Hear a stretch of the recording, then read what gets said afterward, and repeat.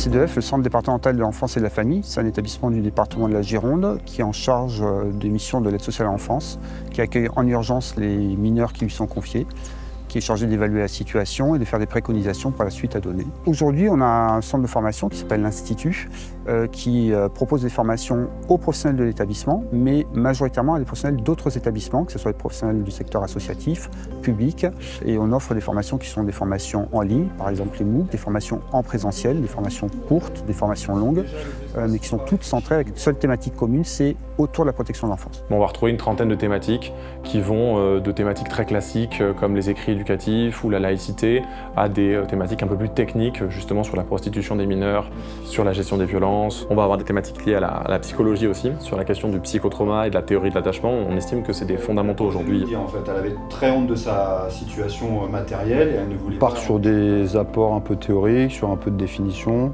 Et après, on parle beaucoup du contexte dans lequel on est aujourd'hui dans la protection de l'enfance. Et après, des gros questionnements par rapport à l'évolution sociétale, notamment le rapport aux écrans, le rapport aux réseaux sociaux, la manière dont chacun peut se percevoir dans une dynamique familiale. Ça fait 10 ans que je suis éducatrice spécialisée. Et sur mes 10 ans, j'ai 8 ans où j'ai travaillé essentiellement médico-social et avec un public plus adulte. Donc arriver en protection de l'enfance, c'est pas du tout les mêmes accompagnements.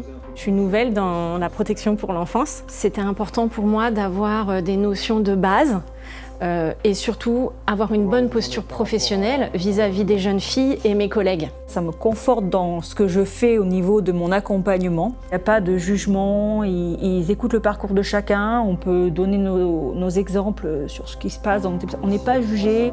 Il y a certains professionnels, effectivement, qui ne sont pas forcément diplômés. Donc, l'idée, justement, par le biais de l'Institut, c'est de leur proposer des formations qui viennent un petit peu étayer leur pratique par des professionnels, du coup, expérimentés du terrain. Et en tant que levier managérial, je trouve aussi que ça vient soutenir les professionnels et les valoriser aussi dans leurs compétences. L'avantage d'être un institut de formation au centre d'un CDF, c'est qu'on va très vite identifier les nouvelles difficultés qui émergent. On essaie de construire les formations avec les problématiques de nos collègues de terrain.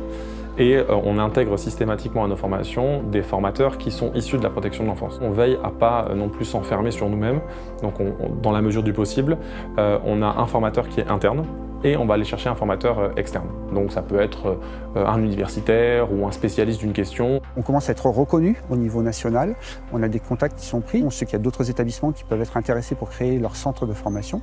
Ça sera du coup l'occasion pour nous de créer des partenariats avec eux. Ça serait une belle opportunité de pouvoir travailler aussi en réseau, parce qu'on sait qu'en protection de l'enfance, le travail en réseau, c'est quelque chose d'important. Vraiment, notre mission de base, c'est de se dire qu'on veut que chaque enfant qui est accompagné en protection de l'enfance ait un professionnel qui soit formé et compétent à ses côtés.